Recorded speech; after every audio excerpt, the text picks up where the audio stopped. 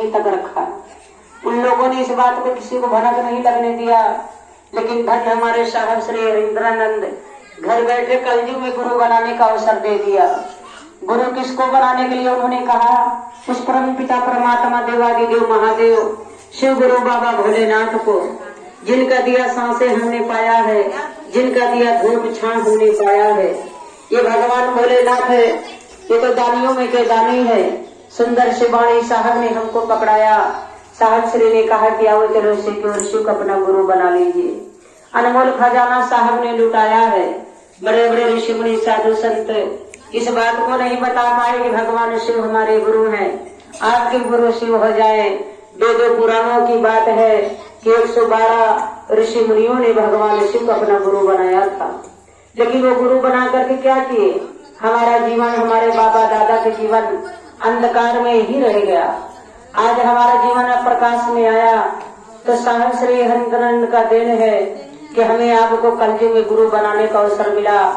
उस स्वयं परम पिता परमात्मा जो आदि गुरु है, जो जगत गुरु है, जो अभेश्वर है, जो रामेश्वर है, जो उमापति है, जो ईश्वर है, जो परमेश्वर है, सब कुछ तो यही है। इन्हीं को कहा गया है आदि और इन्हीं को कहा गया है अंत। इनके ऊपर दुनिया ही समाप्त है, इन्हीं के ऊपर सारी दुनिया समाप्त है। इसलिए इनको कहा गया कि गुरु बनाइए। और बाबा भोलेनाथ देखिए दयालुओं हैं, दयालुओं में के दयालु है। ये इतने सुंदर गुरु हैं कि घर बैठे हमें अवसर मिला कि गुरु बना लीजिए। बाबा भोलेनाथ का नाम भोला है, लेकिन उसी में से एक नाम देखिए और है कि भाला भी है। भोले भाला, भोले हैं तो भाला भी है, लेकिन फिर भी हम लोग इनकी पूजा बाबा भोले नाम से ही करते हैं। ये दयालु हैं, ये इतने कृपालु हैं कि अपने भक्त की पुकार बड़े जल्दी सुन लेते हैं। कहा गया है कि बिनु पगु चले सुनहु बिनु काना, न पैर है न कान है, लेकिन सुनते बहुत तेज हैं। ये निरंकार है, ये साकार है, इनका कोई रूप नहीं है, इनका क्योंकि कोई जन्म ही नहीं है। ये बाबा भोलेनाथ का ना ही कोई माता है, ना ही इनका कोई पिता है, लेकिन देखिए देने के लिए दुनिया को सब कुछ दे दिया इन्होंने। कहते हैं ब्रह्मा को ब्रह्मांड दे दिया, विष्णु भगवान को वैकुंठ धाम दे दिया, इंद्र भगवान को इंद्रासन दे दिया, मानुष को यह मृत्यु लोक दे दिया। अपने लिए क्या रखा?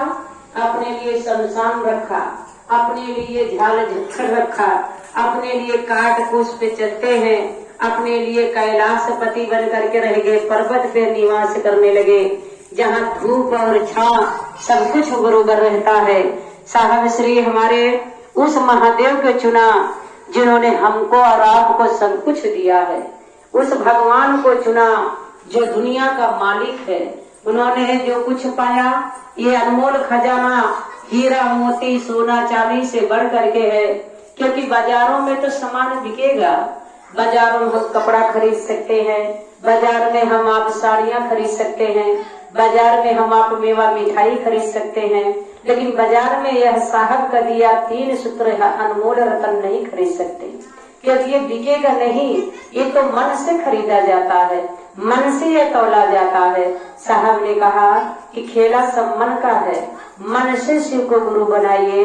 हाड़ मास की शरीर की कोई खेला नहीं है, ये तो मिट्टी है, ये जला दिया जाता है, दफन हो जाता है। यही सांस जब शरीर से निकल जाता है इसकी कीमत कुछ नहीं रह जाता। इसलिए जब तक जो भी वक्त बचा है, आप कहते हैं जब जागो तभी सवेरा, तो जो वक्त बचा है इस वक्त का हम आप पालन करें कि मेरा जीवन तो पहले जैसे बीत गया तैसे बीत गया, लेकिन अब जो जीवन मेरा बीते मेरे गुरु के चरणों में बीते, मेरे गुरु के नामों से मेरा जीवन बीते। हम आप परम सौभाग्यशाली हैं कि घर बैठे इस कलयुग में हमें आपको गुरु बनाने का अवसर साहब और दीदी माँ ने दिया, तो हम आप धन्य है। आओ चलो शिव की ओर, भगवान सदाशिव को अपना गुरु बनाए और 3 सूत्र का पालन करें। दया चर्चा नमः शिवाय।